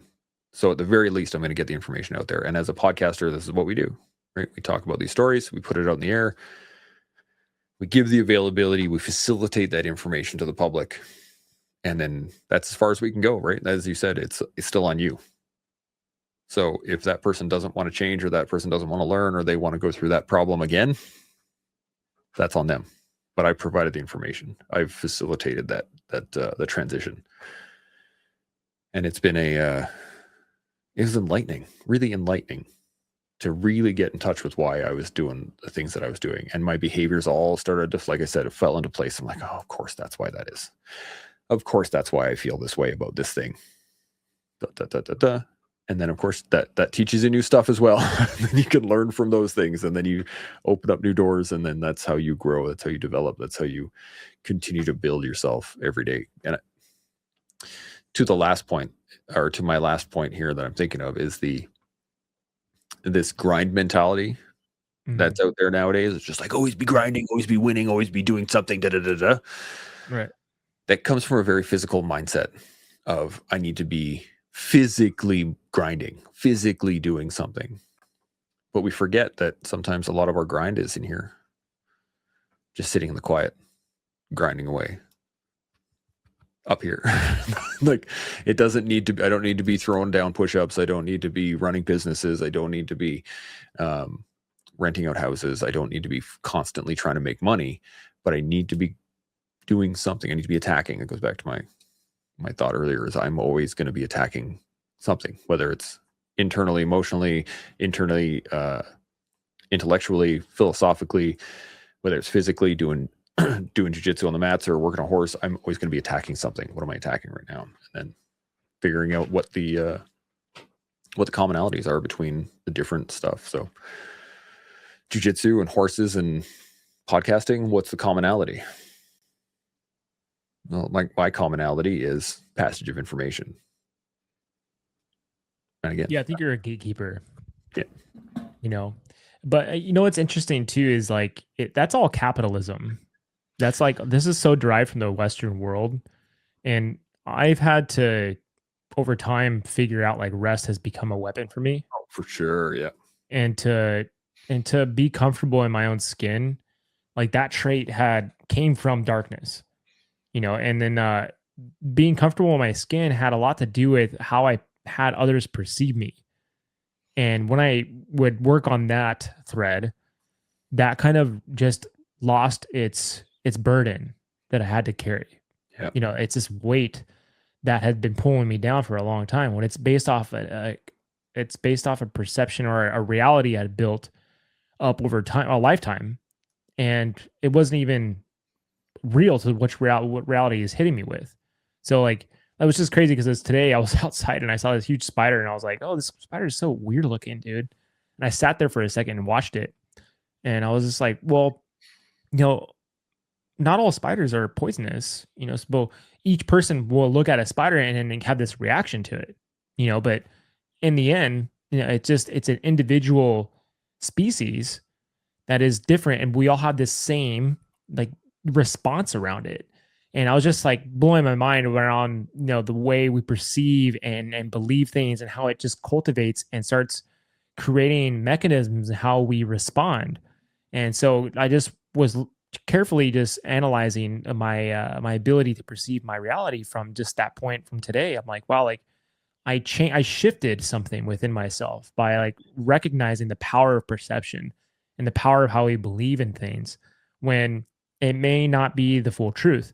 And then going back to what you had mentioned, where you didn't agree with some of the things that around like truth, because you're absolutely correct. There's some lie and a truth. There's some truth and a lie, or some good and bad. There's some bad, some bad and good. So, and it's the contrast of life that creates the polarizing effect, right? They need each other. It's required of one another to exist. Yep. And so only on this third plane fold of existence, this third dimensional plane, right? And it is so hard to contemplate this stuff, but it helps us give a standpoint to trampoline out of polarized thinking and out of perspectives that are limiting us to move forward into a state of evolution. And most of our problems with evolution is that we're stuck with these beliefs. We're stuck with these perceptions that have been just kind of like keeping us at a standstill when there's more to it. And it only takes one person to go through one experience that they did not like, that they can graduate from or expand off of, and can show another person and grab that other person's hand and pull them towards that space. But in the end, when we are met with these cycles of life, and I had mentioned this before with you, like they're just cycles. You have to understand, like we all have to pay the piper. Doesn't matter who you are. Mhm. Everyone's got to do it. So the skills you start to derive from that, it only comes through actually applying them in your life. Like if you know shit, then that's cool, but it's waste unless you actually apply it in your life and you actually bring it to fruition. Now, this comes by first applying it to yourself, your personal life.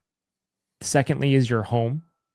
Like there's this famous expression, think you're enlightened until you go to the dinner table, go back to your house you grew up in. Yeah. Because that's where the real work is when you can do that. And then from there, you can expand it to friends and outside family. And then from there, you expand it to your colleagues in your work life.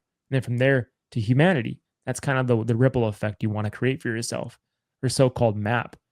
Because it's worthless if you cannot apply it to yourself, to your own heart of who you are and your loved ones and your children. Theory means nothing without application. Yeah. This is so one of the things that I learned early when we were doing when I was in my first explosive courses, my first explosive course when we were going through all my training and stuff in the military. And they're like, okay, we're going to start this off with theory of explosives. And everyone was just like, you could see people eyes roll in the back of their head. They're like, oh no. What do want to get out there and blow shit up? Yeah, exactly. Everyone wants to do the thing, right? Like, let's go. Just give me some, and it's like, give me some C4. Let's do this.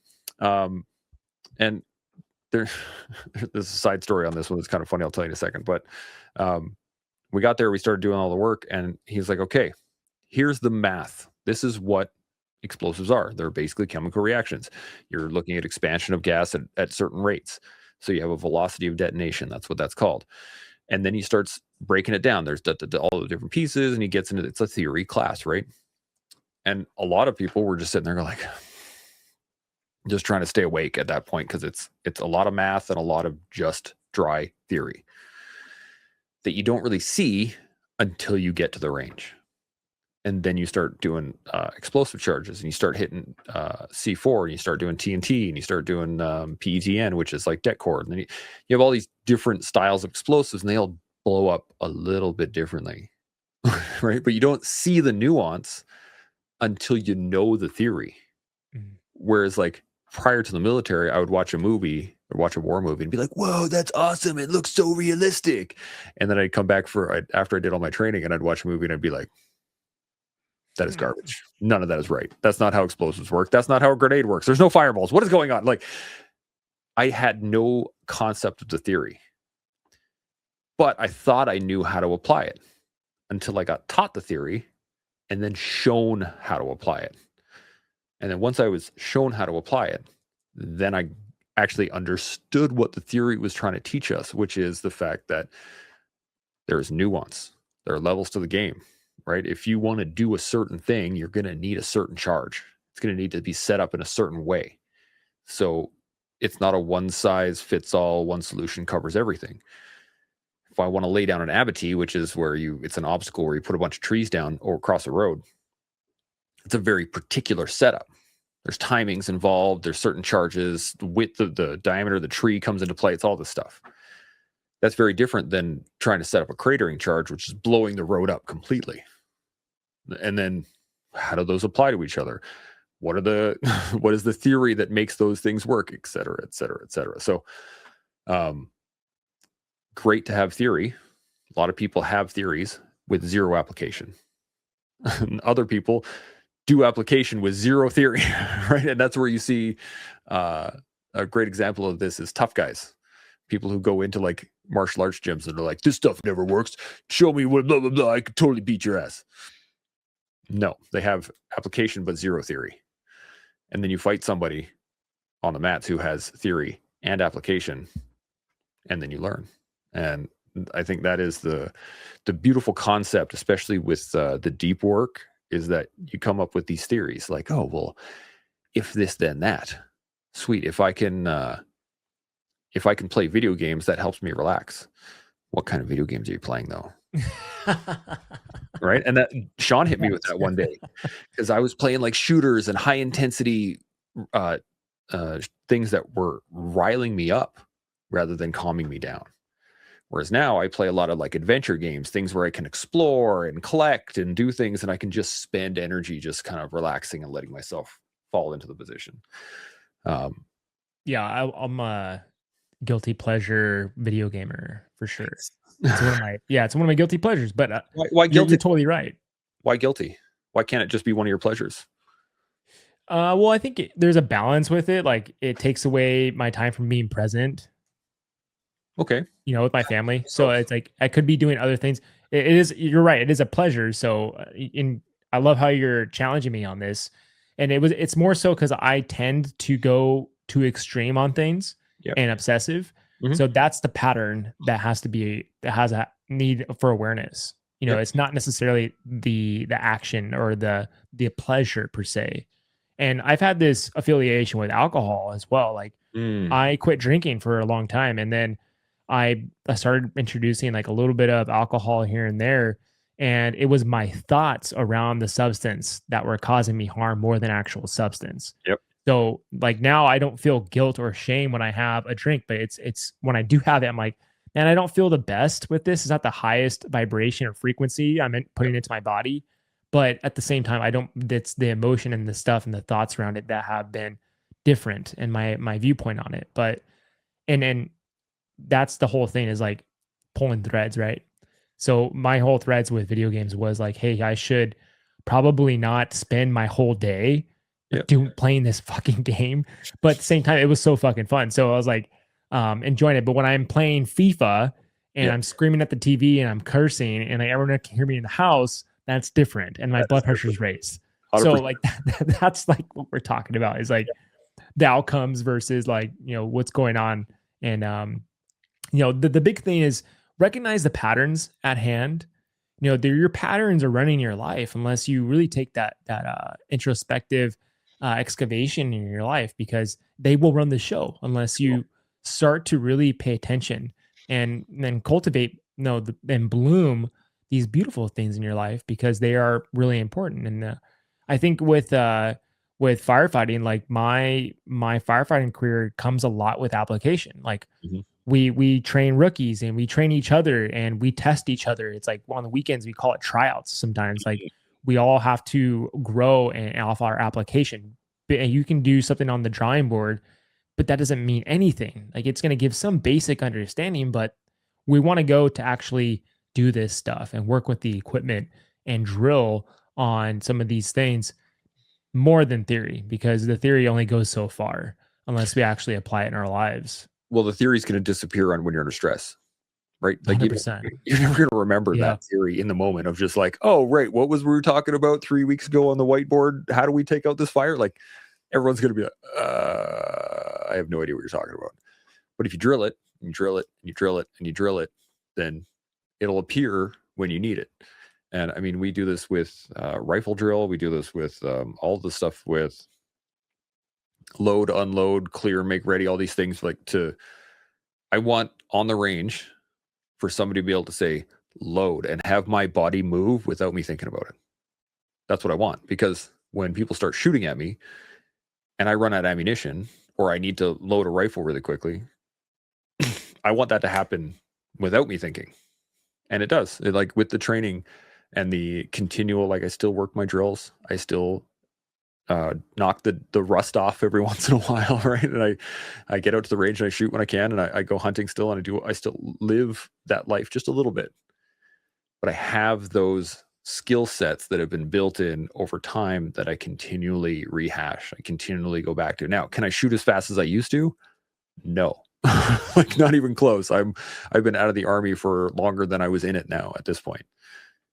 But I know I can still pull up the information. I know that I can still pull those drills when I need to pull them, because I test myself, like you're saying. You get the boys out. Okay, everybody, we're gonna do some tests on the whatchamacallit, the face mask with the not the ventilation. You know what I'm talking about. The air and stuff. CDA. There we go. I was thinking scuba gear, but I'm like, that's not the right thing. But you have to test, right? You have the theory, hey, everybody's good to go. Let's double check. And then one of the things, the best way to do it, and you see it all the time, is games, right? What are the firefighter games, if not real world application, tested under time with constraints, right? You're going to run up these stairs. You're going to pull up this friggin' thing. You're going to run back down with your hose. You're going to attach it to the friggin' hydrant. You're going to blast down that fire. Well, is that applicational? Is that applicable to real world fire? Kinda. No, you're right. It's not the thing, but it is. There's some skill sets you can, do things for time or whatever and get better at it. Exactly. And but when you actually go to the incident, it's amazing when you go to these incidents. Like you watch people crumble in the incidents. Like I remember going to this really big fire we had, as an apartment fire, and it was like the 6th floor. And I watched some of these guys get out, and one of the guys, I knew him. He was a friend of mine. And I looked at him. I was like, "Hey man, like, how much feet of hose did you pull in that hallway?" He looked at me like he didn't know who I was. Yeah. He had so much. It was just fear. I've never seen that much fear in one person, but until that point. And he didn't. He just had this white noise, like look on his face. Like I have no idea. It's just gone. No one was there. It's just complete fear. Yeah. And so when fear enters the crevices of ourselves and our life and goes through those cracks, like it dismantles us and disperses like all of our skill sets and it's the stress, that's the fear. And so the goal is to be able to function around fear and stress despite it. And so playing with and microdosing yourself with fears and stressors is going to help you down the road. Yep. And because that's why people love this theory of like and cold plunging and sonic, because it allows you to do that. But play with other things, like other fears that show up, those small little whispers in your ear and in your mind. Like you have to play with those fears a little bit, because if you take in those fears, like, hey, I can kind of like investigate this fear for a second, because it can show me something. It's just a messenger. It's all it is. And if you microdose it a little over time, you become resilient to that fear. And then when you're fully faced with bigger fears, you now have accustomed yourself to have this inner strength that is supporting you. Yeah. And you're becoming this navigator and an empowerment of your life, to where you can now help others with those microdosings of fears or bigger fears. And you're teaching and you're helping others to how they can now empower their own life. Yeah, I was before I retired from the military, I was a recruit instructor. So I was doing the whole drill instructor thing and getting all these new guys in, and the screaming and the marching and all that stuff. Right? Lots of fun. I had a blast as an instructor. Again, facilitating, right? Giving information and passing the stuff on. But the thing that I always pushed on my recruits was that you have to continually work. And if you're always working, then your brain is processing things, right? I need to do this, then I need to do that, then I need to do this, then I need to do that.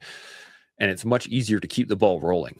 So when fear starts to happen, you're not getting this massive shock response like falling into a cold river or something like that, and you get that hypothermic response. Because that usually happens when you're not prepared and then stress happens. You're not doing anything and then stress happens. But if you're actively doing stuff and then stress happens, your brain goes, oh, I need to do the thing. And then, so this is one of the reasons why in the military, CQB is such a big thing right now. And everyone's pushing CQB is because it is constant work. You're always looking, what do I do next? Then I go here. What's that CQB? I don't know what that is. Close quarter battle. What is it? Close quarter battle. So it's like when you're room clearing and throwing grenades and flashbangs and all this stuff, and you're flowing through rooms, and there's always something to do, whether that is cover a hallway or hold a position or enter a room or hit a door, whatever it is. The idea is keep working. As things happen, you will be moving with everybody else. And there's this it applies to the rest of the world, is that if you are, again, if I'm always attacking, if I'm always constantly looking for something to work on, whether that thing is super, like, I need to work on being chill. I need to work on playing video games, but only for a couple hours. I need to work on having my kids be bored. I need to teach them that lesson. I need to teach my kids how to drive. I need to keep, like, all of these things are, I think the word attacking has a connotation that is negative in terms of you're always like trying to hurt something or trying to engage in something heavily. But I just look at it as the Marines have it really well. It's a bias for action. So you're always like leaning forward into the thing, whatever it is. Just if you're constantly leaning forward, when gravity takes effect, you're going to move forward. So when stress hits you or something like that, if the world blows up, well, I'm still moving forward. I'm always engaging to the next thing rather than being caught flat-footed, right? That's the worst thing you can do as a fighter, is be caught flat-footed. You want to be on your toes. You want to be dancing around. You want to be moving. You want to be active. You want to be testing, throwing fakes, throwing little things, doing stuff to get people to react to you rather than you react to the world. That makes sense. Oh, totally. So as a fighter, as somebody that is into martial arts, you start to see the applications of all these things just apply to each other. Most of martial arts is based down to, pretty much every martial art is based down to posture, structure, and base. How well you are connected to the ground, how well you are able to hold your own posture, and whether or not you can set up a structure against someone else, whether that's striking or jiu-jitsu or taekwondo or weapons, or it all boils down to those three things. But when you expand it into the world, parenting, base, posture, structure, do I have a really good foundation of parenting? What is my overall goal as a parent? Is it ephemeral? Is it like, I want to make my kids have a good life? What does that mean? Right? If you haven't done the work to preset your base, then you don't have anything to fall back on when things become stressful. You set up structures. Okay, every day we're going to go to school. When we come back from school, my structure is, as soon as we get home, boys put their lunch bags back in the drawer. They clean it all out. We start homework. Then they have jiu-jitsu practice. You set up a structure. And then you can, and posture, like, there's ways to apply those three very basic things to everything else. And if you can create that common denominator, then you can start applying things to each other. Whereas if all we're going back to the theory action portion there, is that if all we have is a theory of something and we have no application of it, then we can't apply that theory to anything else except for that one thing. But if I have lots of application in that theory, I can start looking at that theory and go, oh, it applies to this as well. Oh, okay. So movement as a team applies in a fire as it does getting into the truck, right? We want to be communicative and everybody needs to know where they're supposed to go and everybody has a job and da, da, da, da. Oh, well, that's also like going to the grocery store with my family. to work as a team, right? And then it's also like going to the bar with all my boys. Right? It's also like going to what, and with the application allows that theory to be expanded across all the different things that you do in life. And that's what I'm seeking to do right now is like, how do I apply all of my actions, or how do I theorize all my actions into one common denominator? And then once I have that common denominator, how do I then apply that back to all the things that I do? And it's been working so far. Yeah, it's a good standpoint. It definitely be helpful for a lot of people because I kind of went off of universal laws. Like if Yep. I can follow universal laws, natural order, then I'm gonna flow with life appropriately. And so with those, we've established certain like each place, like each home building environment has its own law as well.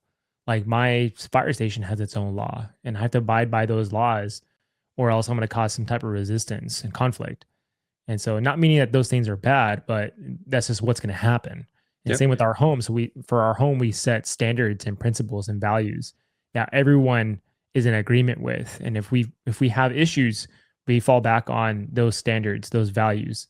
So we can look at those, and then that gives us an opportunity to like reach for that higher ground or reach for those higher standards that we're falling short of. And it's okay to fall short sometimes. Yeah. You I know? mean, you have to. That's the thing I think most people don't recognize is that you have to fail. Mhm. It's not a question of if, just a question of when. Right. Right? You will fail at a lot of things, but the faster you can fail, the faster you can make those corrections, the faster you learn. You mentioned earlier on for you when growing up, or sorry, when the person said you had a learning disability, but you figured out how to learn. You figured out how to learn for you. I had to do the same thing. I would learn very quickly, theoretically, right? You could put it off on the board and be like, okay, check, Roger, got it. Move on. But we wouldn't move on. We'd spend 2 weeks there because the lowest common denominator at the school was low, right? That person needed more time, needed more reps, needed more things. And I would just sit there and be like, oh my God, which would lead me to stop listening. And then I would tune out. And then I wouldn't be involved in the class. And then they would move on at some point, but I wouldn't recognize it because I'd be so tuned out of it anyway. I'd just be like, whatever, this is too simple for me. Physical application, though, that kept my attention. I was able to physically do it. So when I was doing like wood shop or metal shop, or I was building something, anything physical with my hands, I could stay there all week. I could stay there all week. We could make 18 of these boxes. I don't care. But each one I would be getting better at. And so I had to learn how to learn myself, and I had to learn how to utilize my own skill sets, and I had to learn how to use. Apparently, I have a really great 3D modeling. Like I can see in 3 dimensions quite easily in my own head, so I can build things in my head. You can describe something, and I can piece it together and take it apart and kind of explode it, almost like an Iron Man, Jarvis, and he's like, we're born. Yeah. I can do that in my head with imagery. I can pick things apart, which makes it really easy when I do construction because I can see how everything fits together. Whereas a lot of people can't. They need to draw it out, but I can see it in my head. But I had to learn that image changes as the construction goes on. So I need to have plans that I can refer back to, that I can then re-update the image in my head and develop from there. But it's learning how you learn. How does your mind work? How does your ability work? Through testing, through failing, through engaging in the process rather than hiding from it. I think as a young man, I used to hide from that process a lot because I didn't like it, because it hurt, because it sucks, because you fail, because you don't do the things right. But as a now I'm in my 40s, I want to fail right away. Hit me. That sucked. Cool. How do I do it better? And we said it at the end of every episode. What can we do better in that? And a lot of people go, I don't know. I mean, that was great. It was good conversation. Everything worked. But there are some people who would be like, your audio was a little chippy kind of halfway through, or you move around a lot from the mic, right? Like stuff like that, which then helps me be better. And then so the faster I can fail, the more information I can gather, the quicker I can take theory into application. And then from application, I can put it back into the theory and go, okay, it's like this instead of what it was before, that kind of stuff. So it's all just work. It's all just extra effort and putting the time in, reps. Yeah, we like to call it sets and reps in the LAFD, you know. Yeah. But dude, we're coming up on 2 hours here. So I'd like to end this. And we definitely can agree that this conversation was built on a lot of application and like that, and the beauty in that and the importance of it. So Chance, brother, thank you so much for showing up today. It was a great conversation. Thanks for having me, brother. This is awesome. Always good to have these conversations. Always. Podcasters, we just can keep going and going and going until it's like, all right, 2 hours. I don't know if anyone's gonna actually get to the end of this conversation.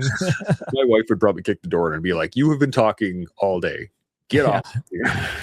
So once again, brother, if anyone wants to chime into the collective podcast, you can look them up on YouTube and stuff, and I'll put all the stuff in the episode, and look up Chance. I'm happy to have you on, brother, anytime. My pleasure. And you're going to come back on the collective, and we're going to get some deep thoughts out of you. Don't you worry. I'm ready, man. I'm ready to do it. All right, everyone. Well, thank you for listening. I love you guys. Take care.